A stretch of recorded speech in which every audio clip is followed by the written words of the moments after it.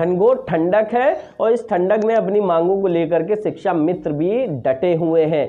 लगातार 9 महीनों से अपना प्रदर्शन कर रहे हैं, लेकिन सरकार उनके मांगों पर विचार विमर्श नहीं कर रही है। कई सारी कमेटियां बनाई गई, लेकिन फिर भी कोई भी हल नहीं निकला। देखिए हमारे संवाददाता की एक रिपोर्ट, कैसे शिक्षा मित्रों का दर्द झलक के सामने आया इतनी घनघोर ठंड में बैठे हुए धरने पर। तो जैसा कि गणतंत्र दिवस बीत चुका है, 4 से 5 दिन बीत चुके हैं, लेकिन अभी तक देशभक्ति जो शिक्षा मित्रों की अभी तक देखने को मिल रही है कि किस तरह से अपने धरने पर झंडा तिरंगा लहरा रहा है। लेकिन प्रदेश और केंद्र की सरकार ने इनकी मांगों पर अभी तक ध्यान नहीं दिया है। कड़ाके की ठंड में कई शिक्षा मित्र बीमार भी हो चुके हैं।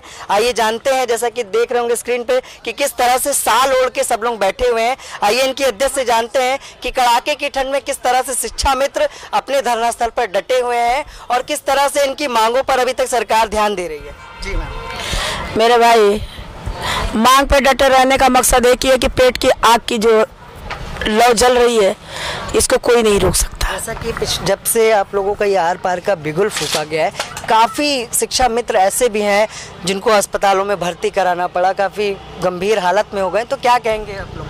देखिए, ये तो प्रशासन की लापरवाही है कि इतनी सारी विषम परिस्थितियों को देखते हुए भी सरकार चुप्पी साधे पड़ी है, अनदेखा कर रही है।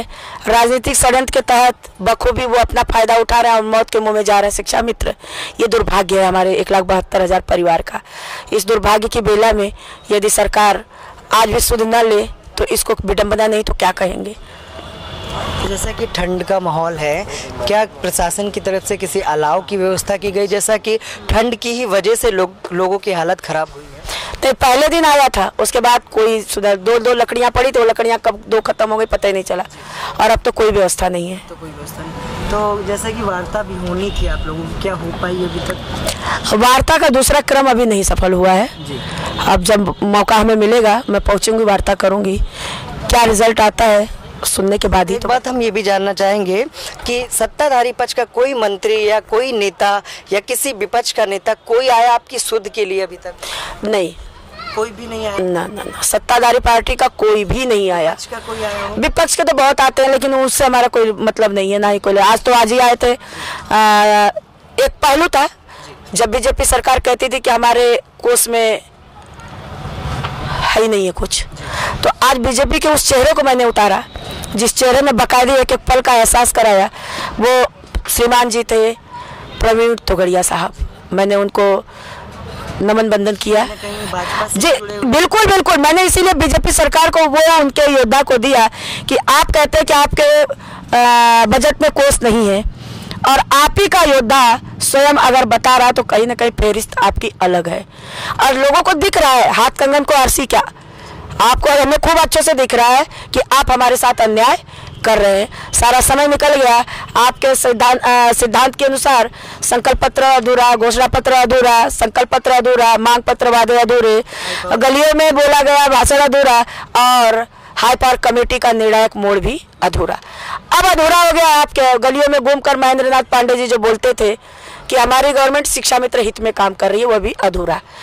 अब लास्ट विकल्प बचा था, शिक्षा मंत्री थी अनुपमा जायसवाल जी, माननीय बड़ी बहन के पास में पहुंची, हमारे दुख में दुखी होने का एहसास तो कराया उन्होंने कहा 2 दिन में मैं भी मुख्यमंत्री जी से वार्ता करके बताती हूँ, वह रिजल्ट भी अधूरा। तो आखिर हम यकीन किस पे करें? तो मतलब 2 दिन काफी लंबे हो गए उनके अभी भाई। उन्हें की तो अगर वो वार्ता हो गई तो उसके बाद का सारा समय उनका अधूरा हो जाता है। उन्हें पता है कि ये 2 दिन 4 दिन ऐसे चक्कर लगाएंगे, उसके बाद ये थक हार के बैठ जाएंगे। लेकिन मैं बताऊंगी अब सबको कि मैं हारने वालों में से नहीं हूँ। आप जितना मुझे परेशान करेंगे मैं उतना उग्र होकर के मैदान में डटने का काम करूंगी और जहां जहां आप मांगेंगे वोट वहां मैं करूंगी आपका विरोध, क्योंकि मैं कह चुकी हूँ ऑलरेडी अकेले कि आपके ताबूत में कील ठोकने का काम शुरू करेगी उमा देवी। और आपको अगर नजारा देखना हो तो देखिएगा, आपका बीजेपी का ही योद्धा आपका कितना विरोध कर रहा है। ये हाथ कंगन को आरसी क्या। कुल मिला के हम ये जानना चाहेंगे कि जैसा कि क्या चुनाव भी आने वाले हैं, तो सरकार जैसा कि आपकी मांगे नहीं पूरी करती है तो क्या सरकार के खिलाफ होंगे, या सरकार मांगे पूरी करती है तो क्या सरकार के पक्ष में होंगे? देखिए, ये तो मैं पहले कह चुकी थी कि यदि आप हमारा सम्मान निभाएंगे तो हम आपका सम्मान निभाएंगे। जो मैं वचन दी हूँ वो खिसक रहे हैं, उनकी एक भी बातें पूरी नहीं हुई, लेकिन मैं एक बात की बहुत धनी हूँ। अगर जो मैंने कह दिया तो 100% की बात अगर मैंने नहीं किया, आपके लिए सही हो, मेरे लिए गलत है तो गलत है, और अगर मेरे लिए सही है, आप गलत मान रहे हो, गलत नहीं है तो गलत नहीं है, मैं पूरी दुनिया के साथ अकेले लड़ जाऊंगी। वही चीज मैंने उनसे कहा कि अगर हमारा सम्मान करते हैं तो आपका सम्मान मैं करूंगी, और यदि नहीं करते हैं तो आपके ताबूत में कील ठोकने का काम उमा देवी, उसके साथ साथ उसका पूरा परिवार, समर्थक सब करेंगे मिल करके। और उदाहरण सुन लीजिए, अभी से तख्तियां लगने लगी है नो एंट्री की बीजेपी के लिए, कि बीजेपी का कोई योद्धा वोट मांगने ना आए। नहीं, कई राज्यों में ये तक हुआ है कि बीजेपी नेता जहाँ गए हैं वहाँ लोगों ने दौड़ा तक लिया। अभी आए थे आपके रेल मंत्री पीयूष गोयल जी, दौड़ा के क्या जनता ने उनको सबक सिखाया नहीं? क्या इसी लखनऊ के दौरा पे सिखाया? जबकि शासन उनका, सुशासन उनका, उनके लोग, उनकी जनता, उनका सब था, फिर भी जनता ने सिखा दिया उनको। तो जनता को सिखाते देर नहीं लगती है। वो भी पेट की आग, बाप रे बाप, जिस घर में पेट की रोटी के लिए, जिस घर के योद्धा संत महात्मा हो, उसके घर में 1000 लाशें उठ रही हो, उसके बेटियां विधवा बन रही हो, और उसके बच्चे ब्राह्मण जो जनेऊ उतार के मैदान में घूम रहे, वो शासक कैसे सोता होगा भगवान जाने। तो देखा आपने, ये थी उमा देवी, अध्यक्ष शिक्षा मित्रों की। जिस तरह से आज हम आपको मिलाने वाले हैं सभी शिक्षा मित्रों से कि कहाँ से और कौन इनके सहयोगी रहे हैं, जिन्होंने लगातार 9-10 महीने से धरने में साथ निभाया। आज जो पिछले 10-12 दिनों से भीड़ दिख रही है, इतनी भीड़ नहीं होती थी शिक्षा मित्रों के धरनों पे, शुरुआत में दिखी और आज दिख रही है। लेकिन आज हम उन साथियों को मिलाएंगे जिन्होंने अभी तक धरने में एक भी दिन नागा नहीं किया। जैसे कि हम स्कूल का नागा कर देते, लेकिन उन्होंने अपने स्कूल का नागा कर दिया। स्कूल भी नहीं जा पा रहे हैं कई शिक्षा मित्र पढ़ाने, जिसकी वजह से कहीं ना कहीं उनकी जो वेतन है वो भी रुक ही जाएगा। ये बताइए, क्या नाम है आपका? मैं रविंद्र सिंह, जनपद रायबरेली से। तो ये बताइए, कैसा रहा आज तक का सफ़र? जैसा कि एक ऐतिहासिक धरना है, शायद कभी अपनी मांग को मनवाने के लिए किसी सरकार में इतना लंबा धरना नहीं देना पड़ेगा, तो क्या कहेंगे? देखिए, लगातार 265 दिनों से हमारी बड़ी बहन इस इको गार्डन में, जहाँ की सिर्फ पत्थर के सिवा कुछ नहीं था, वहाँ पर शासन ने जो है धरना स्थान घोषित, पानी भी नहीं था। जी हाँ, और हमारी बड़ी बहन ने जिस प्रकार से वर्षा तो गर्मी और अब जाड़ा काटा है, ये उत्तर प्रदेश की सरकार के लिए बहुत ही शर्मसार कर देने वाली बात है। अगर माननीय मुख्यमंत्री जी में जरा भी संवेदना है तो हमारी बड़ी बहन को बुला करके उसका सम्मान वापस करें, अन्यथा की स्थिति में वो सोच रहे हैं इनके साथ राजनीतिक षड्यंत्र कर रहे हैं, हम बहुत सफल हो रहे हैं। तो मान्यवर बताना चाहता हूँ, ये पेट की रोटी का सवाल है। अगर आपने 1,72,000 परिवारों का जो मान सम्मान राजनीतिक खेल में आपने लिया है उसको वापस नहीं किया, तो आने वाले 2019 के चुनाव में इसका सूद ब्याज सहित आपको दिया जाएगा, इसमें दो राय नहीं है। तो ये बताइए, जैसा कि पिछले 9-10 महीने से लगातार धरना जारी है, कैसा रहा तक का सफर? और जैसा कि एक ऐतिहासिक धरना है कि शायद इतना लंबा धरना कभी नहीं देना पड़ा होगा किसी को, क्या कहेंगे? हम यही कहेंगे कि सरकार आज भी जो राजनीतिक षड्यंत्र हमारे साथ कर रही है वह षड्यंत्र सरकार बंद करे। सरकार जो पार्टी विशेष के रूप में हमारे नेतृत्व को चिन्हित कर रही है, तो सरकार से बड़े साफ शब्दों में कहना चाहूँगा कि 1,72,000 परिवारों में कोई भी जाति ऐसी है ही नहीं जिस जाति का व्यक्ति 1,72,000 परिवारों से जुड़ा ना हो। उसका एक उदाहरण लगभग, जात का मतलब क्या जाति पात की राजनीति करती है जो सत्ताधारी? निश्चित रूप से हमारे सामने 1.5 लाख की भीड़ शिक्षा मित्रों की अपने दर्द को संज्ञान में इनके डालने के लिए यहाँ थी, और मुख्यमंत्री महोदय यही बंजारा सम्मेलन में 250 की संख्या का प्रतिभाग करने आए थे। यह जातिवादी समीकरण नहीं था तो और था क्या? बड़े साफ शब्दों में कहना चाहूंगा कि जातिवाद से ग्रसित सारी पार्टियां हैं, तो यह सरकार आज भी संज्ञान ले कि 1,72,000 परिवारों में सारे जाति के धर्म के लोग हैं, और उसी के तहत जब कहीं से पार्टी विशेष के रूप में यह सरकार चिन्हित करने लगी हमारे नेतृत्व को, तो हम लोगों ने 101 ब्राह्मणों ने जनेऊ उतारा। सरकार को इस बात का संज्ञान लेना चाहिए कि जिस औरंगजेब का पाठ आप पढ़ाते हो हमको हमारे वोट हासिल करने के लिए, उस औरंगजेब के समकक्ष आप कहे जाओगे कि आपके भी शासनकाल में 101 ब्राह्मणों ने जनेऊ उतारा। आज भी सरकार से बड़े साफ शब्दों में कहना चाहूंगा कि सरकार हमारे दर्द का संज्ञान ले। 18 साल की सेवा के बाद समाज में नजरें मिलाने के हम काबिल नहीं रह गए। जहां जाते हैं मार साहब नमस्कार अगर कहता है तो ये लगता है कि हमारा वो उपहास कर रहा है। अरे जन्मदाता तो हमारे आप थे, जन्म हमको आपने दिया था। हाँ, मानते हैं कि सत्ता से आप दूर रहे, आप कंगाल हो गए, हम निरीह हो गए, किसी पार्टी विशेष ने हमारे दर्द को समझा, लेकिन आज भी आशान्वित हैं कि जिस बाप ने हमको जन्म दिया अगर बेटे के रूप में हमको स्वीकार करें। जिस पार्टी विशेष ने आपको समझा, आज सत्ताधारी पक्ष भी तो उसी जगह है, तो क्यों नहीं समझ पाए? वही तो मेरा रोना है कि आज भी जिस सरकार ने हमारा जन्म दिया अगर बेटे के रूप में स्वीकार करे तो बाप के रूप में मान्यता 1,72,000 देने से कभी इनकार नहीं करेगा। इस सरकार को यह समझना होगा। तो आइए और महिलाओं से भी जानते हैं कि कहाँ से आई हैं और कैसा रहा ये सफर, जैसा कि काफी लंबा धरना है शिक्षा मित्रों का। हम कहाँ से हैं? जी मैं सहारनपुर से आई हूँ। मेरे बताइए कितने दिनों से धरने पर लगातार आती रही हैं? ये 17 तारीख से लगातार, वैसे तो उमा मैडम 9 महीने से कर रही है तो सभी को पता है, लेकिन 17 तारीख से निरंतर धरना चल रहा है। और ये देखे कि जो बहनें आई हुई हैं बहुत दूर दूर से 75 जिलों से, वो इसके नीचे ही सोती हैं। उनके लिए कोई अलग से व्यवस्था नहीं की सरकार ने।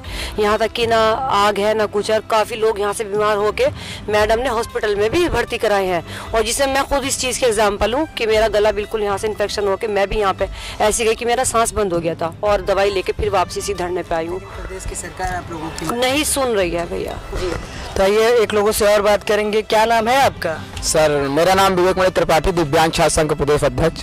दीदी बताइए कितने दिव्यांग हैं आपके इस संघ में जो समर्थन में सर पूरा विश्व खड़ा, हमारा पूरा दिव्यांग छात्र संघ, पूरा उत्तर प्रदेश ही नहीं पूरे भारत से दिव्यांग भाई हमारे खड़े हुए हैं। और मुझे बहुत ही कष्ट है कि हम दिव्यांग भाइयों की व्यवस्था सरकार नहीं देख पा रही है, जबकि इनकी आंखें हैं। हम दिव्यांग भाइयों की आंखें ना होते हुए भी सरकार आपको उनकी समस्या दिख रही है? नहीं दिख रही है, हमारी समस्या नहीं दिख रही है। शिक्षा मित्रों भाइयों को अगर ये भगवान हो गए हैं, अगर ये भगवान का दर्जा इनको मिला है तो हमें आंखें दें और शिक्षा मित्र भाइयों को नौकरी देने का काम करें। तो जैसे कि देखा आपने कि दिव्यांग जो है उनको भी शिक्षा मित्रों की समस्या दिख रही है, लेकिन इनका ये भी कहना है कि जहां सरकार की आंखें हैं उनको समस्या क्यों नहीं दिख रही है। क्या नाम है आपका? जी सर मेरा नाम सुरेंद्र कुमार भारती है जी। ये बताइए कितने लोग आए हैं आप लोग? जी इस समय हम लोग 5 लोग इस समय मौके पर मौजूद हैं। लगातार आप लोग डटे हुए हैं, कितने दिन से यहाँ हैं? 17 तारीख से है सर। 17 तारीख से आज कितने दिन हो गए? आज लगभग 11-12 दिन हो गए हैं। 11-12 दिन में जी क्या कोई नेता आया भाजपा का आप लोगों से बात करने? कोई नहीं, एक भी व्यक्ति नहीं आया बात करने। सरकार का कोई प्रतिनिधि, कोई प्रशासनिक कोई भी नहीं। आप लोगों से बात की हो? कोई भी नहीं आया। कोई नहीं आया जी। क्या नाम है आपका? आपका क्या नाम है? मेरा नाम नितिन है। तो ये बताइए जी कि कितने दिन से यहाँ बैठे हैं? हम 17 तारीख से बैठे हैं। 17 तारीख से बैठे हैं जी। बताइए खाने वाने की क्या व्यवस्था रहती है यहाँ? खाने वाने की व्यवस्था हमारी बहन उमा दीदी व्यवस्था हम लोग करती है ना। सरकार कोई अलाव की व्यवस्था की है। ठंड में कैसे रुकते हो यहाँ? ठंड में हम ऐसे ही रुकते हैं, हमारी बहन उमा दीदी ने व्यवस्था की है हमारे लिए। क्या नाम है आपका? सर मेरा नाम संदीप मिश्रा है जी। सर मैं सर इलाहाबाद से हूँ।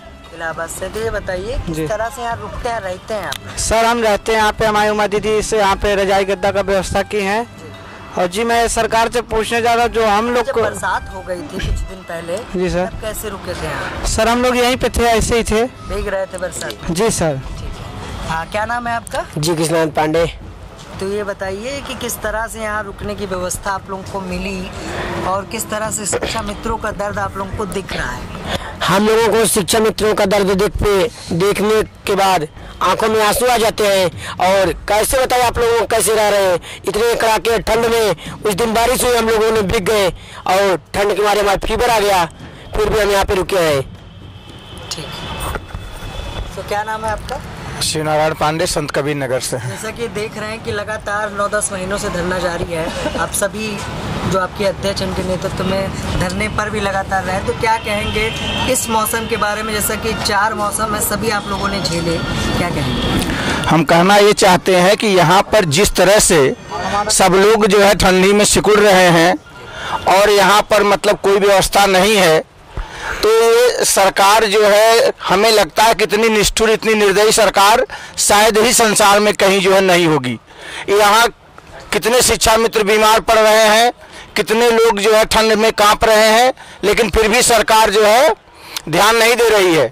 मतलब इस ठंड के मौसम में भी धरना स्थल पे अलाव की कोई व्यवस्था नहीं, अलाव की कोई व्यवस्था नहीं। क्या नाम है आपका? मेरा नाम दिनेश बाबू है, लखनऊ से हूँ मैं। उम्र कि लगातार 9-10 महीने से धरने में दिख रहे हैं आप, जी। तो क्या कहेंगे, सरकार ने अभी तक नहीं सुनी आपकी बात? क्या कभी ऐसा हुआ कि किसी संगठन या किसी भी, जैसे कि आप शिक्षक हैं जी, कि कभी ऐसा हुआ कि किसी सरकार में इतना लंबा धरना करना पड़ा हो अपनी मांग के लिए? ये कभी जीवन में कभी ऐसा नहीं हुआ है। ऐतिहासिक धरना हो गया जी, ऐतिहासिक धरना है। मैं आपको बताना चाहता हूँ, मैं इसी नगर में ही शिक्षा मित्र में हूँ और मैंने लोन ले रखा है, कम से कम 16,000 इसकी EMI जाती है। टाइम से मुझे पैसा नहीं मिलता है मानदेय। मैं हमेशा डिप्रेशन में रहता हूँ कि मानदेय हमारा जब मिले, मेरा जो है खिस चुके। लेकिन आप, मैं माननीय मुख्यमंत्री से कहना चाहता हूँ, आप कहते हैं कि शिक्षा मित्र पढ़ाए जा करके, जो शिक्षक जो अवसाद में रहेगा क्या वो पढ़ाएगा? मैंने इसी धरने में 1 महीने का मानदेय मैंने सरकार को दे दिया है। 1 महीने से मैं स्कूल नहीं जाऊँगा जब तक हमारी बहन का मांग पूरी नहीं होगी। तो जैसा कि एक कहावत आपने सुनी होगी कि शिक्षक जब तक भूखा है ज्ञान का सागर सूखा है, और जिस तरह से एक ऐतिहासिक धरना शिक्षा मित्रों का हुआ है, शायद किसी सरकार में इतना लंबा धरना नहीं देना पड़ा होगा अपनी मांगों को मनवाने के लिए। और जिस तरह से धरना स्थल पे जो व्यवस्था होनी चाहिए हर मौसम को देखते हुए, उस तरह से व्यवस्था प्रशासन के द्वारा भी नहीं की जाती है। तो देखते हैं कि फिर से, जैसा कि इन्होंने बताया कि शिक्षा मंत्री से वार्ता हुई, 2 दिन का समय मांगा था, लेकिन अभी तक किसी तरह की न कोई आश्वासन आया, न किसी तरह की कार्रवाई की बात हो रही है। और सिर्फ बड़े बड़े नेता आते हैं, एक आश्वासन देते हैं, लेकिन किसी तरह की कोई कार्रवाई नहीं हो रही है। इसी के साथ मैं विक्रम आपसे इजाजत चाहूंगा। नमस्कार। शिक्षा मित्रों को पुरजोर समर्थन मिल रहा है पूरे देश से। जैसे कि उत्तर प्रदेश की ये समस्या है, लेकिन उमा देवी जो अध्यक्ष हैं शिक्षा मित्रों की, उनको पुरजोर समर्थन मिल रहा है। और आपने खबर में भी देखा होगा, दिव्यांगजन बैठे हुए हैं प्रदर्शन में, उनका साथ दे रहे हैं। उन्होंने यहाँ तक कि ये भी कह डाला कि जैसे भगवान ने उनकी आंखें छीन ली है, लेकिन कहीं ना कहीं सरकार जो है वो भगवान बनने का काम कर रही है। तो अगर वो भगवान है तो उनको वो नौकरियां, उनका वो वेतन, वो उनका मानदेय उनको वापस कर दे। और अगर वो हमारे लिए कुछ नहीं कर सकती है तो शिक्षा मित्रों के लिए वो कुछ भी कर दे। 9 महीने का धरना बहुत होता है, जिससे कि आक्रोशित दिव्यांगजन भी धरने पर लगातार उनके प्रदर्शन में शामिल है। ऐसी खबरों को देखने के लिए आप हमारे चैनल को तुरंत सब्सक्राइब करिए, और सब्सक्राइब करने के साथ में एक बेल आइकन आपको साइड में दिखेगा, वो दबा लीजिए, क्योंकि हम आपकी खबरें हमेशा आपको दिखाते रहते हैं। और अगर फेसबुक पे देख रहे हैं तो पेज को लाइक कर लीजिएगा।